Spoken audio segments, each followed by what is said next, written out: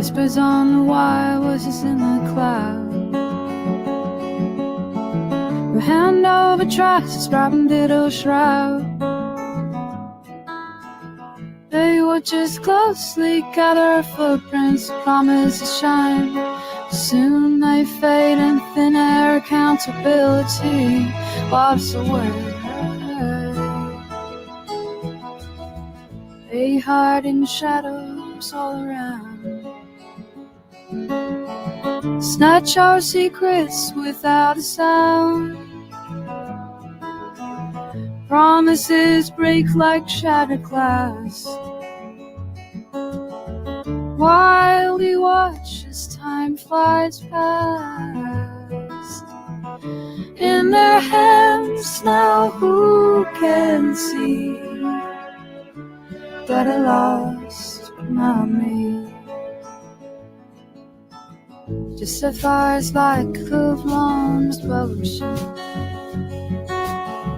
To pop to lights on a barrette.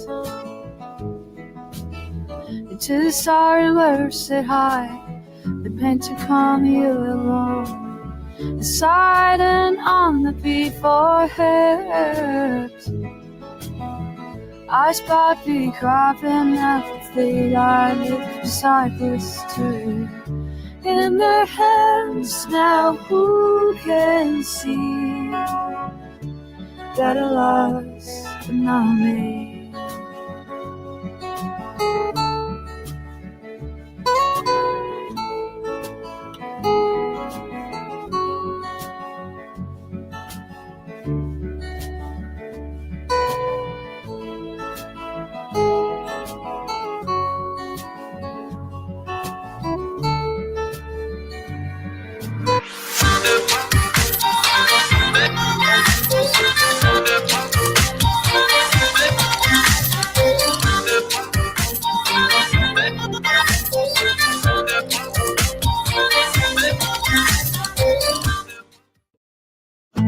Waking up to the blue light glow. In the silence, my thoughts start to flow. The digital murmur whispers your name. In a world of screens, we're playing a game. Coffee in hand, staring at the feeder, buzzing thing plants to see. Is it all real or just a digital facade? In the vast sea of pixels, I'm making a plot. Checking my phone with a sigh on my lips. Words on the screen can feel like a kiss. Is this real or a fleeting script? Insecurity lurks in the shadow rips. I wait for your reply, simple and true. Text messages can't hold love like we do.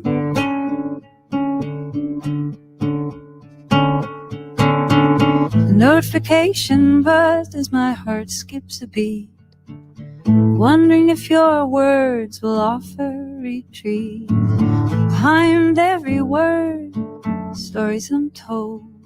In this digital age, emotions unfold. I wait for your reply, hoping it's true. In every message, we're weaving something new.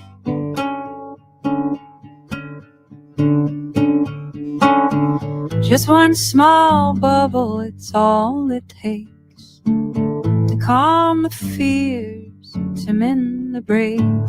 But silence is loud in this digital scene. Questions echo in the quiet and keen. I wait for your reply, wishing it's true. In every word, seeking a piece of you. Welcome to the weekly cybersecurity briefing. In the interest of making the best of everyone's time, cybersecurity briefings are always kept to 15 minutes. If you have any questions, please ask them in the chat and they will be answered after the briefing. Without any further ado, here is your host, Ron Trotto. Good morning. It is Friday, a little after 10. Sorry about that. Some technical difficulties this morning. But we are here for our security briefing. It is January 10th, 2025. That's just starting to roll off the lips correctly. Welcome to the new year. We're already a week and change in. So today we are going to be talking about some of the hidden dangers of using text messaging. Now, this is a little bit deeper than it appears. Early December, the Department of Homeland Security issued a warning / recommendation that anyone who wants to securely communicate with another person uses some methodology that has end-to-end encryption. So let's break down what that means and why text messaging doesn't fit that bill quite well anymore. So text messaging, aka better two-way pager for us old folks, has been used for quite some time just because of its pure convenience and availability. As more and more people embrace the mobile phone, it just became a ubiquitous way of communicating. And by and large, it was fairly safe and secure. Turns out not so safe and secure. The original SMS really had the issue of if you were able to look at, because all of this information is going across the network, if you were able to get a spyglass and look into that network, at some point in time, you're going to see a little packet that carries that information that's going from one device to another. And inside of that packet, you would have what we call clear text, meaning it's not encrypted. So if you did, Dear John, you're going to see Dear John inside of that packet of information. Now, some of the carriers did do some encryption, but it was internal to them and it was internal to their own devices.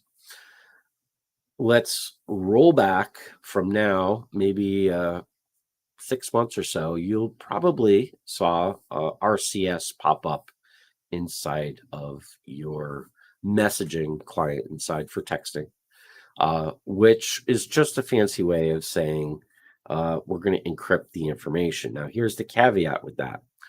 Going from Android to Android, encrypted. Well, provided that everyone was using that RCS, everyone was up to date. They've patched their phones. They have phones that are able to be patched. Same thing on the iPhone side. iPhone to iPhone end-to-end encryption, good, as long as, both parties were at the level that they need to be for that to transpire.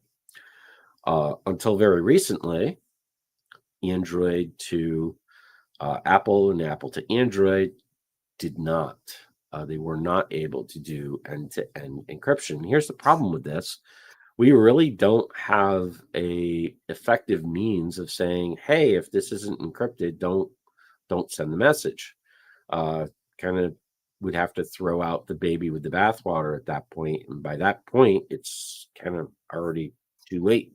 So, and I say as of late, because Apple to Android, I know they're working on it. I think I've seen a couple of things come up in the last couple of weeks where if you're at the latest, they do end-to-end encryption. However, again, because we can't guarantee that both devices are going to be able to talk encrypted to each other, we really have to take pause and say, the information that we are providing via text, is it okay if that gets out into the world? If that becomes public knowledge, is this okay? If not, well, you need to move to another type of way of communicating. And what most people are doing is they're using applications that enforce end-to-end encryption, such as Signal. Signal is a great application that does this. So is WhatsApp. WhatsApp has been on a amazing trajectory because they do have this. And what does end-to-end encryption actually mean? Well, again, we were talking about looking at that data zipping through the wire. If If we were to take our magnifying glass, open up one of those packets of data, what we're going to see in an end-to-end encryption scenario is garbage. Now, we're going to see that garbage whether you look at it between the two, if you look at it from your carrier to your phone, or the other end's carrier to their phone. All of it is encrypted. The actual encryption decryption is done at the endpoint, at the device level. So at no point in time is your information being sent in any type of unencrypted state or clear text state. Unless your device is compromised itself, this is the best scenario that you can have for encryption, as long as the encryption isn't hackable.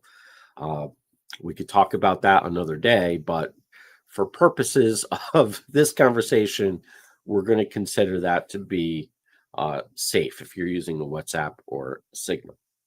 Now, what we need to do is step back a little bit now and look at how this happened. Why did the Department of Homeland Security issue this warning? Well, it turns out that 8 of our major communications providers, all the big ones, have been hit with Salt Typhoon or been compromised with a Salt Typhoon, which is basically it's kind of like a virus, but it doesn't replicate. Without getting super into technical terms, it's just something that kind of gets installed on a system and it lives there. It lives there indefinitely until it's removed. This is a very common attack vector for bad actors who want to gain what we call a foothold inside of your system. Why is that important? Well, to be able to extort the maximum amount of value that they can, they want to have preview to everything that's inside of a network. They want to see the accounting. They want to look at emails. They want to look at the general flow, because they are going to do a risk assessment and they are experts at it, because they don't have to cover all of their bases like we do when we do a formal risk assessment. They just want to cover the things that they're good at, that they know that they can make money at quickly. So what they're going to do is they're going to sit there and look for the opportunities available to them to extort money from the victims.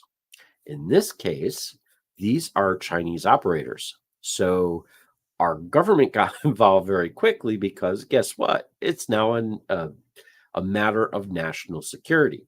Why is that? Well, they were able, being the bad actors, were able to extract metadata, which is basically your phone numbers, the time of the duration of the call. So it has the source phone number, the duration of the call, and where that was connected to.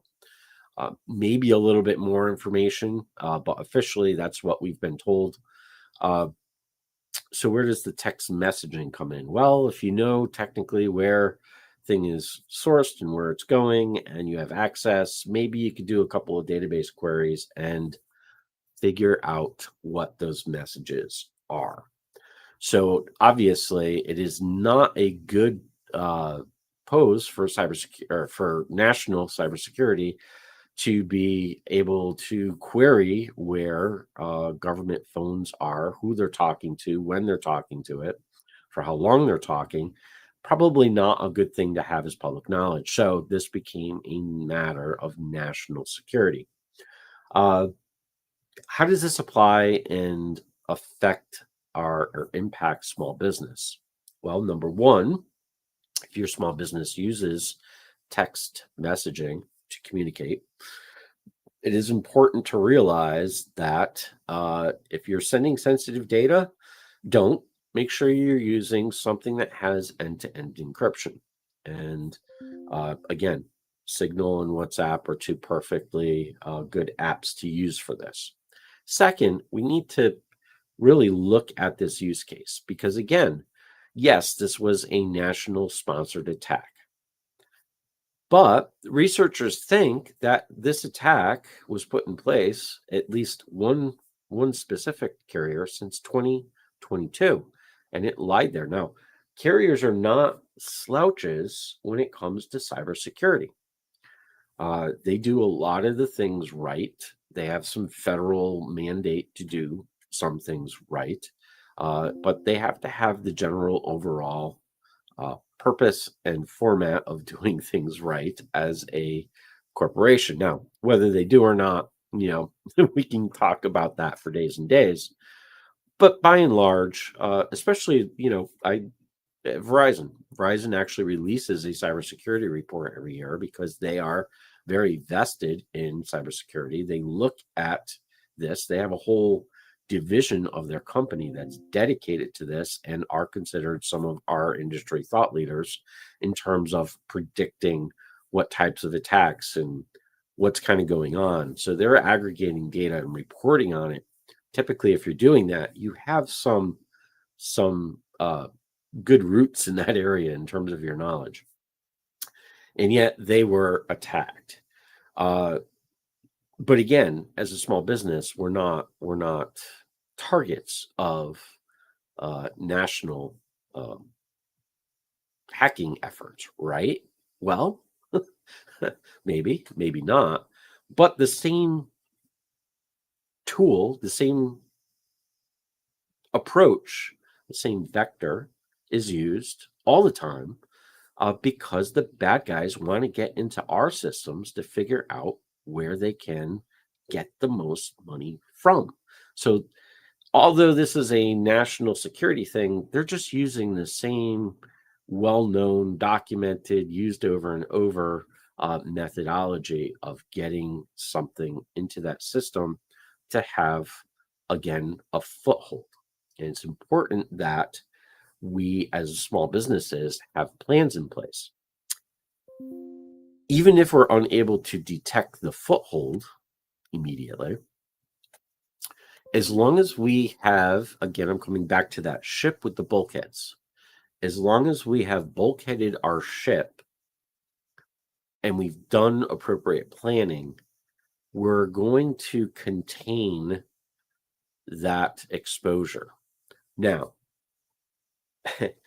if something has administrative access inside of a network, there's going to be more exposure, but not necessarily all of the exposure, depending on how that system is architected. And also, if you've put in these bulkheads, some of those bulkheads are nothing more than looking at traffic that's flowing from one place to another. And if you have a piece of malicious software that's doing something, it's typically caught as uncharacteristic behavior for that application and will be eventually caught if it's trying to do something that it's not a normal thing for one system to ask of another, etc. So having those things in place is part of your planning because you've identified where that risk was. You've identified what normal traffic is. Most small businesses aren't going to go to that level. Mid-sized businesses will, but most small businesses won't. But the tool sets that we use to monitor do have a lot of ability to do these things, and they do use these as parts of their protections. So what I'm saying here is that identifying the risk, doing your planning, and making sure you have that plan in place, even if you get hit, like 8 major telecom providers did, will restrict that blast to a certain area. And that's the most important lesson to take away from this, I think, for small businesses. And the largest action item is don't trust your text messaging. I mean, we've been told that the carriers have kind of given the all green that they have now removed all of this foothold. We'll say, it's a matter of time before that can be fully determined. But the end-to-end encryption thing because we don't have any formal control over whether or not we can send a message, because we can't control the devices on the other end, we could still be in a situation where we are sending clear text. So if you want to make sure that everything is encrypted, make sure you use those applications. And that is your action item. Again, any questions that you have, put them down into the chat.